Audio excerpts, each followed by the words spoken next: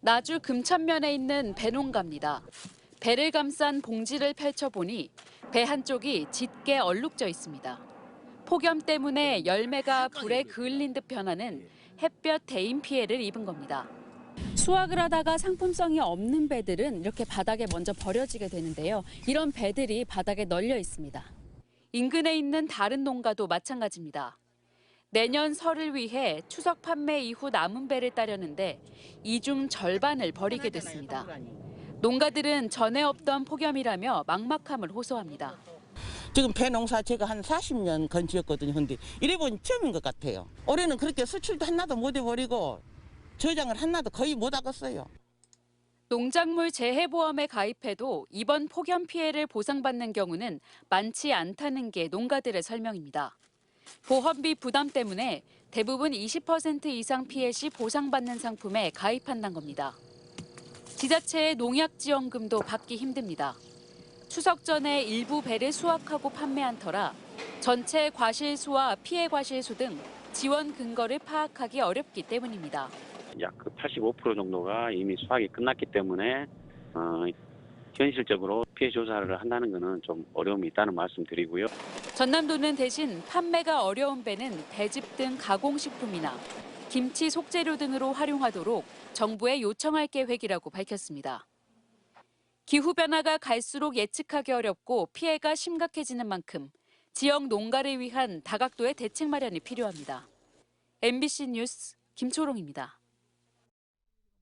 전국 최대 물김 생산지 해남. 창고 안에 둘둘 말린 김발과 김 종자 포대가 쌓여 있습니다. 평소 같았으면 벼농사의 모내기에 해당하는 종자 붙이기가 한창이었을 시기. 고수온의 가을 폭우까지 겹쳐 수온이 도통 떨어지지 않으면서 채묘 시기를 늦춘 겁니다. 그 수온이 너무 높은 관계로 태풍 영향도 같이 맞물려 가지고 지금 이렇게 방치해 놓은 상황입니다. 실제 올해 전남 김 주산 지역 내 바다 수온은 평년 대비 3도가량 높았습니다. 22도 이하의 적정 수온이 갖춰지지 않으면 김발에 이렇게 붙여놓은 김 종자가 자리를 잡지 못하고 죽게 됩니다.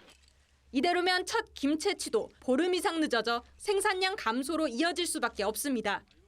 수확이 한 번 정도 못 한다고 그러면 그만큼 더 어미는 피해를 어차피 한 20-30%는 소득 감소분을 감수할 수밖에 없는 거죠. 문제는 이 같은 상황이 올해만 특별한 것이 아니라는 점. 인근 해역의 김밥과 조미김용 김품종의 채묘 시기는 최근 5년 사이 4주가량 지속적으로 늦춰졌습니다. 전문가들은 바다 수온 상승의 영향이 김뿐만 아니라 서남해안 대표 수산물의 어획량 감소로도 관찰된다고 말합니다. 실제 참조기 어획량 역시 지난 5년간 지속적으로 감소했고 병어 어획량 역시 감소 추세를 이어가고 있습니다. 기후변화와 가다오에게 의해서 어업 생산량이 바뀔 수 있습니다. 서해는 수심도 얕고 근데 해안선은 또 되게 복잡해요. 이런 물리적 특성 때문에 자원량 변동을 예측하기가 어려운 거죠. 최근 조기와 병어 품귀 현상 역시 가격 고공 행진으로 이어졌던 만큼 이상기후는 우리 삶에 훨씬 가까워진 모습으로 경고를 던지고 있습니다. MBC 뉴스 서희령입니다.